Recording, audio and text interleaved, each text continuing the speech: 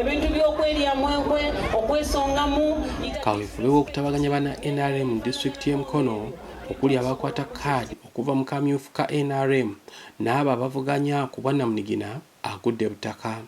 Mu lukiiko oluyitiddwa Gabriel Kato ng'ono asindikiddwa olukiiko olufuzi olwa NRM kiyite SEC ku kakiiko akaateekebwawo okulaba nga kagonjoola emigozo bano ejjajjawo oluvannyuma lwa kamyufu ka NRM ekyaviirako ne bannakibiina abangi okwesimbawo ku bwannamunigina nga luno lutudde ku kifo ekisanyukirwamu ekya Grand Pracross mu kibuga Mukono teruwedde bulungi.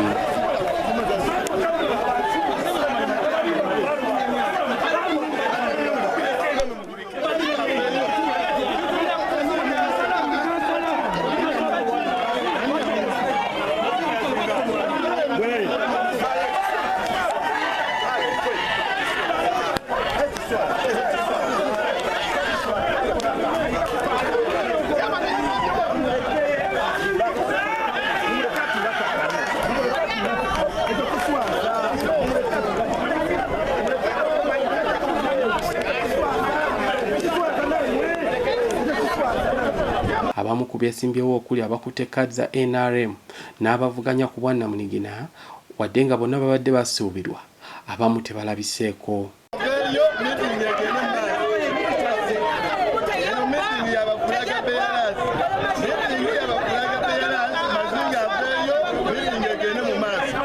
Aba babaddewo nga bavuganya ku bifo eby'enjawulo mulimu Margaret Nakavubu akutte kaadi ya NRM kifo ky'omubaka omukyalo wa disitulikiti, Johnson Muyanja Ssenyonga ng'ono yakutte kaadi ku kifo ky'omubaka wa Mukono South mu Parliament, ne Abbas Sozi akutte kaadi ya NRM kifo ky'omubaka owa municipal y'e Mukono. Kikoze bulungi nti navuganya naye wakutwalibulanye wamma taliiwo naye yampaabira n'omusango Kyaddondo ate n'atajja wa bujulizi okukkakana bendera ne bajja amplifyinga ne bajimpa naye olwaleero yakomyewo independent simutidde naye ekizibu kyokka kyennina nti munnaffe amuleeta honorable minister Kibuule ate nze nnina omusabira akalulu ennama genda okalubirirwa nze ebyange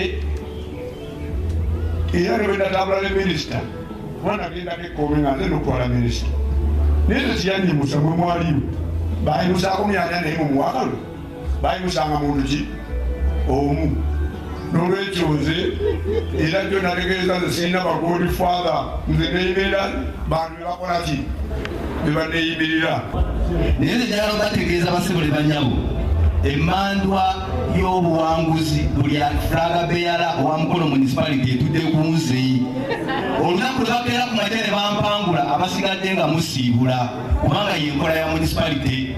Abalala kuliko Alhaji Haruna Semakula akutte kaadi ya NRM kifo kya ssentebe wa disitulikiti y'e Mukono, Dr. Daisy Sonko ayagala ekifo kya meya wa municipal y'e Mukono ku kaadi ya NRM, Sakola Meka Kawombe yeesimbyewo ku bwannamunigina ng'avuganya ekifo ky'omubaka ow'essaza ly'e Nakifuma mu Parliament. Mukono nga yeero yekka yalimu olwaleero etandise okuzikira naye nga teriyo waggulu abuuza lwaki ezikira kati beedi etandise okuwaama.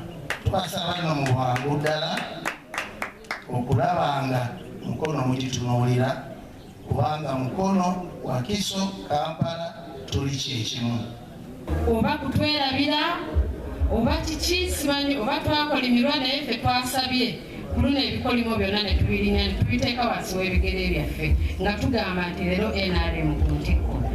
Mukono municipality kilomita ziri 21 okuva Kampala era tuli mu Kampala Metropolitan Planning Area naye tetumanyi lwaki ffe tusinze okusigalira emabega mu structure ng'ate mulwanyisa abaana abavuddeyo okubeera mu kibiina deni kyenyamiza n'otuuka n'okuba olukuŋŋaana oyakumiitinga abantu bumugombolola nga kyamaani waziri abagambye ntwatayogererawo.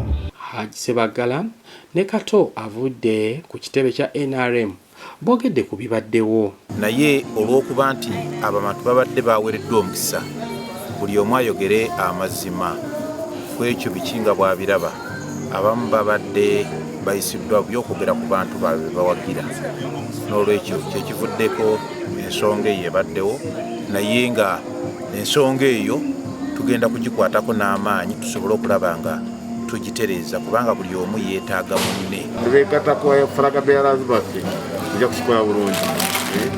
Kakati kino kimwawulidde minisita Kibuule bonna bamembers ba pate bonna bawagira flaga bearers. Bannabyabufuzi ab'enjuyi zonna bw'oba olina olukiiko lwo tegeeza byebyokwerinda. Aba NRM olwaleero tebatutegeezanga byebyokwerinda, olukiiko nze lutegedde ssaawa 8. N'olwekyo n'obwoba nga oyisa abantu obo mu nyumba kiba kikulu okutegeeza ab'ebyokwerinda ne tubateekateekera ne mubeera n'olukiiko lulungi.